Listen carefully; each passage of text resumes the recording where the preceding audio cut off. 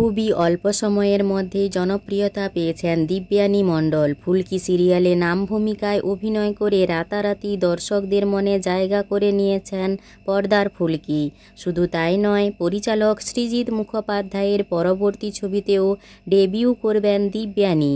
আর এই সব ভালো খবরের মধ্যেই আরও এক সুখবর এলো, দিব্যানী নাকি প্রেগনেন্ট। অত্যন্ত সোশ্যাল মিডিয়ায় ছবি শেয়ার করা দেখে সেটাই মনে হচ্ছে। আর এই খবর সামনে আসতেই হই হই ব্যাপার সোশ্যাল মিডিয়া জুড়ে।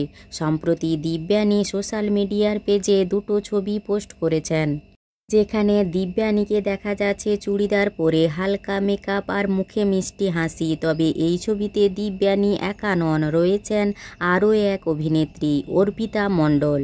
তিনি দিব্যানীর পেটে হাত দিয়ে কান পেতে কিছু শোনার চেষ্টা করেছেন। আর একটি ছবিতে দিব্যানীর পেটে চুমু খাচ্ছেন অর্পিতা। দিব্যানীর অল্প স্বল্প বেবি পাম্পও দেখা যাচ্ছে।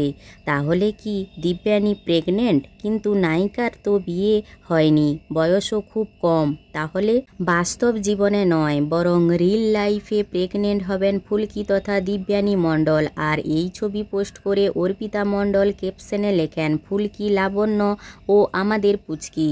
ফুলকি ধারাবাহিকের মধ্য দিয়েই দিব্যানী মণ্ডল দর্শকদের ঘরে ঘরে পৌঁছে যান। আর তার অভিনয়ও বেশ প্রশংসিত।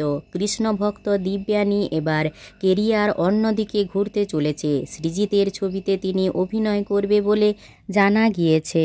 মাত্র 21 বছর বয়সেই দিব্যানী কেরিয়ার জীবনে বেশ সফল। কলেজে পড়তে পড়তেই ফুলকি ধারাবাহিকের কাজ পান দিব্যানী মণ্ডল।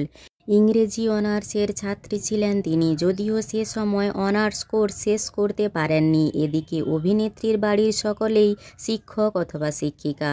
তার মা, দিদা সকলেই শিক্ষিকা। তাই অভিনেত্রীর বাবা ও মায়ের কথা মতো ওপেন বিশ্ববিদ্যালয় থেকে অনার্স কোর্স শেষ করার মেগাতে বক্সার দিব্যানী। তবে বাস্তবে খেলাধুলায় পারদর্শী তিনি।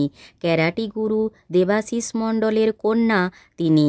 বাস্তবেও ক্যারাটেতে ব্ল্যাক বেল্ট পর্দার ফুলকি। ফলে পর্দার মারপিটের দৃশ্যে অভিনয় করেন সাবলীলভাবে। সৃজিত পরিচালিত আগামী ছবি এম্পায়ার্স ভার্সেস শরৎচন্দ্রতে গুরুত্বপূর্ণ চরিত্রে দেখা যাবে দিব্যানী মণ্ডলকে।